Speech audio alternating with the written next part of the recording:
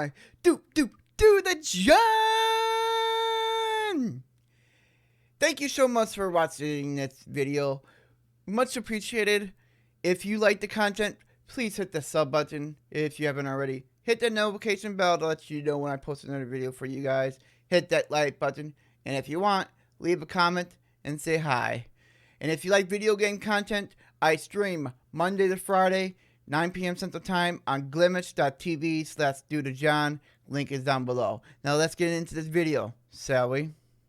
Hey everybody, this is what if we could build a Tipler simulator. I cannot pronounce that. I don't know what it is, so let's find out.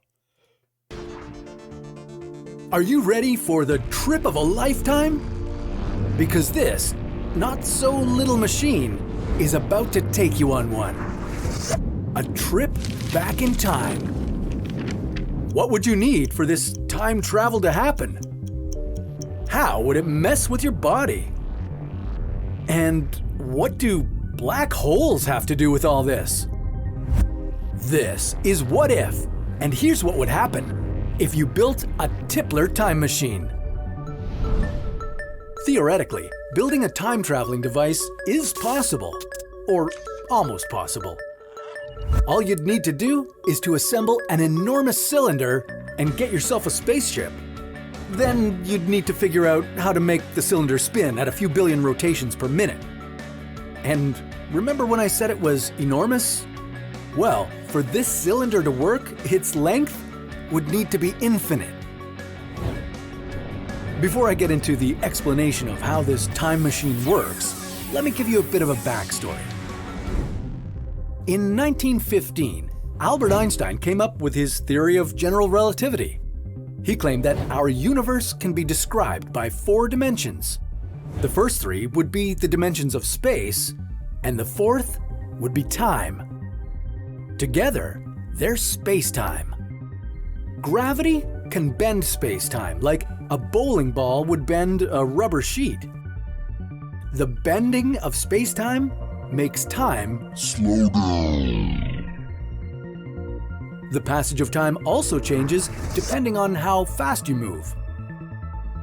The theory of general relativity blew people's minds, but in 1974, Frank Tipler realized that solutions to equations of general relativity could be used to build a time-traveling device. Okay. Now that you're all caught up, let's start building this machine already. First, you'd need to find material with the total mass of about 10 suns. Where you'd find all that matter is a big question, of course, but let's assume you managed to strip all the neighboring star systems and assemble them into a cylinder somewhere above the Earth. 10 solar masses worth of matter is no joke. It would take up a lot of space, and you would have to figure out how to compress all that matter. It would have to be so dense that it would turn into an elongated black hole. There's no time to worry about getting sucked into it. Now that you've finally assembled a Tipler cylinder, you'd need to make it rotate at an unimaginably fast rate, a few billion times every minute.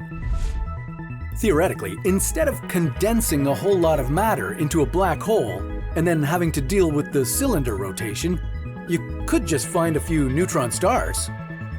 Those are leftovers from gigantic stars that didn't have enough mass to collapse into black holes.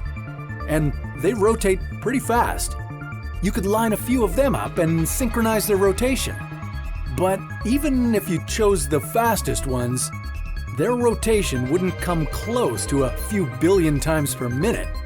Besides, we did an earlier video about trying to bring a spoonful of neutron star back to Earth, and it didn't go that well.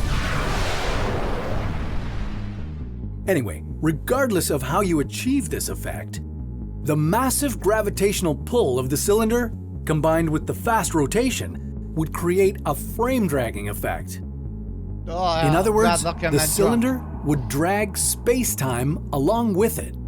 That means that you could hop on a spacecraft and follow the spiral course of the cylinder. And that would take you back in time. Time would fold upon itself, and you'd find yourself in a closed, time-like curve. It's a loop in which your traveling into the past has always been a part of that past, so you wouldn't create any time paradoxes.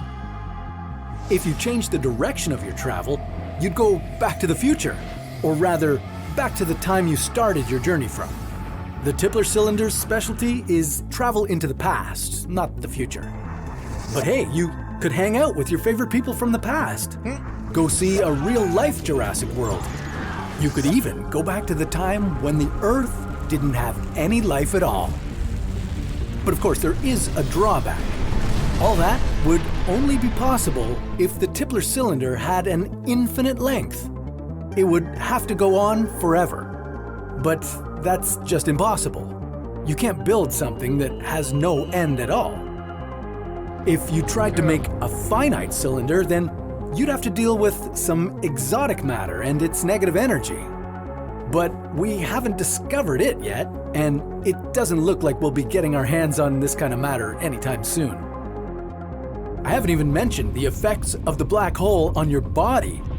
You'd instantly get sucked into the cylinder's black hole if you got close enough. But hopefully, there are other ways that would allow you to travel through time. And when you do, we'll be there for you and help you survive this kind of trip. On our new show, How to Survive. That's interesting. Very interesting. What would you do if you had a time machine? If you could fix things. Thank you so much for watching. Much appreciated. I'll see you guys in the next video. And as always, you are loved.